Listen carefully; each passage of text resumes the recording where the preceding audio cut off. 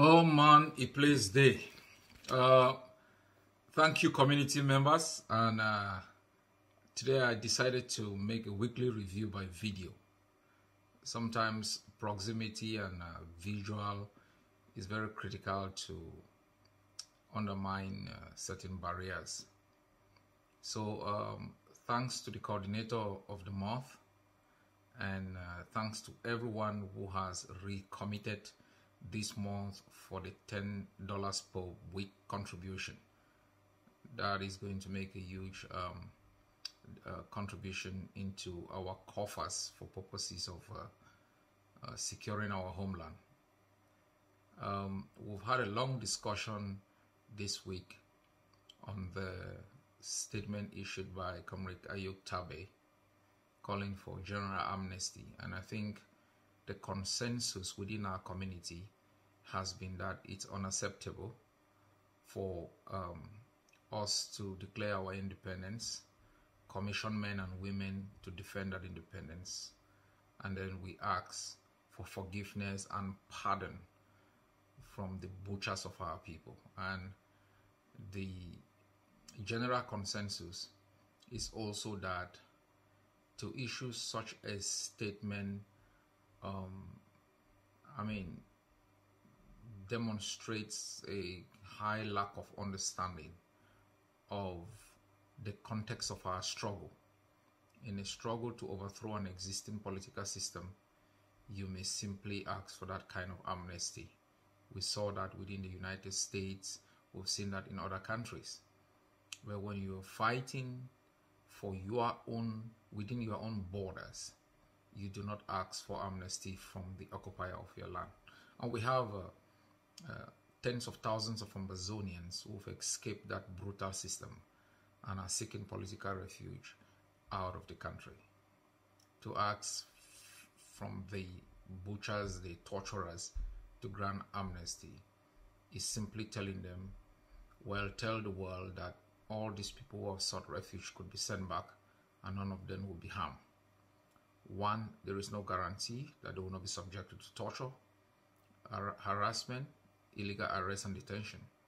Second, Ambazonia does not have the infrastructure capabilities and capacity for such a large intake of persons who have been a great source of income within our societies. So I think there has been a general consensus that it was a wrong move. I know there has been some pushback, but I think we have been stuck on the issue rather than on the personalities. We've seen that some people amongst us who have always have double allegiances reacted in one way or the other, but we must remain the vanguards of our struggle for liberation. We must reject from amongst us, from without any attitude, approach, policies and practices that undermine the sovereign integrity of the Ambazonian struggle. Our community mobilization within our community has been timid, but it has picked up, and there has also been a general consensus that we must continue to commit, to rededicate, and to make sure that the men and women we have commissioned to fight and defend the flag, the homeland, and our sovereign integrity are properly resourced and provided with what is necessary for them to stay alive and to defeat the enemy. And I think many people have committed to the AK campaign. I'm still calling on those who have not committed to do so. It wouldn't take your liver nor your kidney. It takes just a basic sacrifices on a monthly basis to buy an AK for the soldiers. And I know you can do it.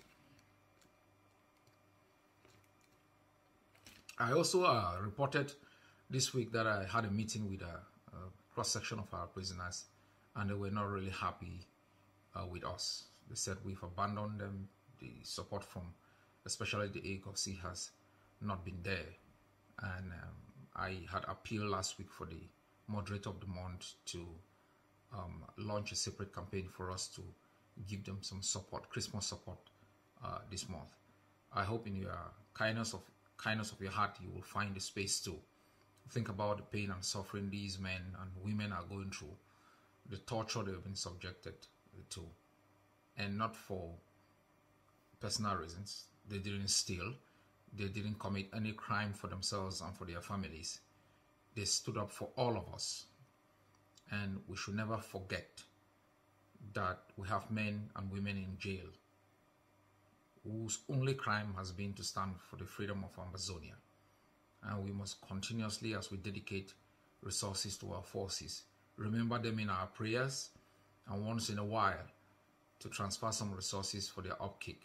We all know the way that prisoners are treated, the circumstances under which they are detained, the mental torture, psychological torture, they are abused, and not only in terms of physical and psychological, but even the kind of food that they are fed with is something that you will not even give to your dog.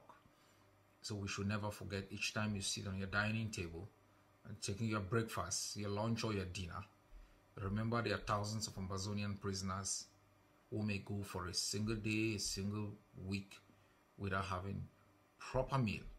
And lack of proper meal affects the stability of your health. It makes you vulnerable to opportunistic disease. And I call on each and every one to just dedicate $20 of their monthly income to support these prisoners. It has been a wonderful week. As we are all aware, the Fund of Mancon will be celebrating some stuff there, and we are informed that they are circulating around with the protection of the evil forces of Cameroon, and we have called their attention to that. They must stick to the rules of the game. Any deviation will invite our fury, and this is a warning shot, locking down the road from Chuobo to the Mancon Palace for a week to prevent the enemy from crisscrossing our streets, and we'll be very, very serious in that. We are also aware that Mr. Biden has invited some butchers in Africa, including the butcher of Yaoundé and other tyrants, to have dinner with him. The same month that butchers will be dining in highest places, Amazonians have been arrested in the United States. Irrespective of the merit of the case, we just think that it's hypocritical. But I had consultation with Jomba Akuro, who had called for a demonstration on the 14th, and I'll ask all AGOVCs and all Amazonians across the United States to participate in this demonstration. One of the strategies that we adopted in our triad approach was internationalization, to continuously remind policymakers, advocates, and the international community of the crimes of the enemy, the dereliction in duty of the international system, and the right of the Amazonian people to be free. And we've made a lot of progress, but people easily forget. They move to new wars, new challenges, new conflicts. And I think we must constantly remind them through public manifestation and demonstrations of the crimes of the enemy, especially when they are in attendance.